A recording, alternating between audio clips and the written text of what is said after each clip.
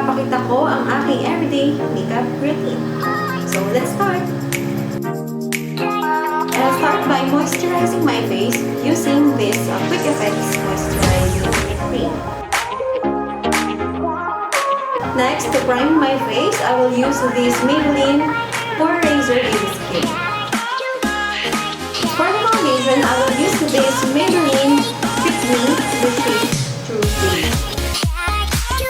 Gagawin ako ng sponge para ma-blend ang product sa aking face. Then to concealer, gamit ako ng Maybelline Fit Me in the shade Medium to conceal my under eyes and other blemishes.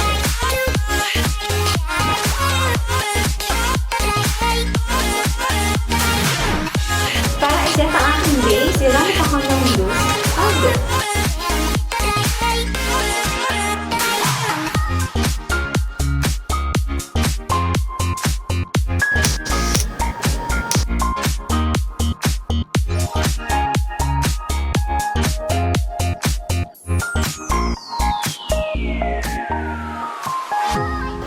And for my brows, nagamit ako ng Everbilena Brow Defined na Retractable Pencil.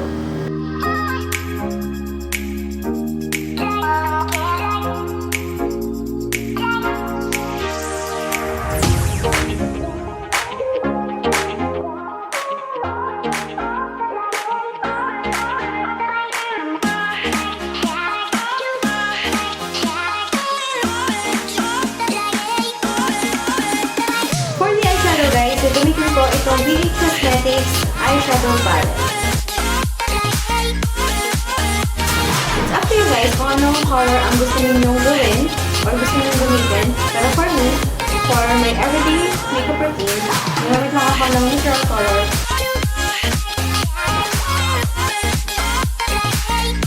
And for the eyeliner guys, gagamitin ko yung pencil na ginamit ko for my Culay kanina.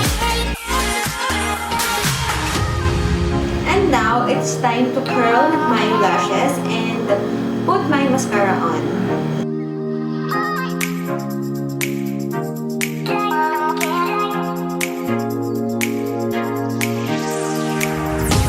And for my contour guys, gagamitin ko itong Ultra Contour Kit and very subtle contour lang ang ating gagawin for today.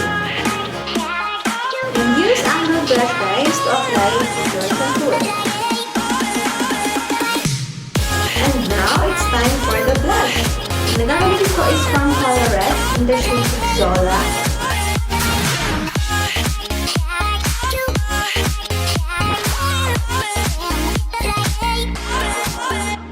And for my lips guys, gagamitin ko itong Fashion 91 na lipstick in the shade Brown. And that's it for my everyday makeup routine. I hope you enjoyed my videos and I hope to see you on my next video. Please guys, don't forget to subscribe.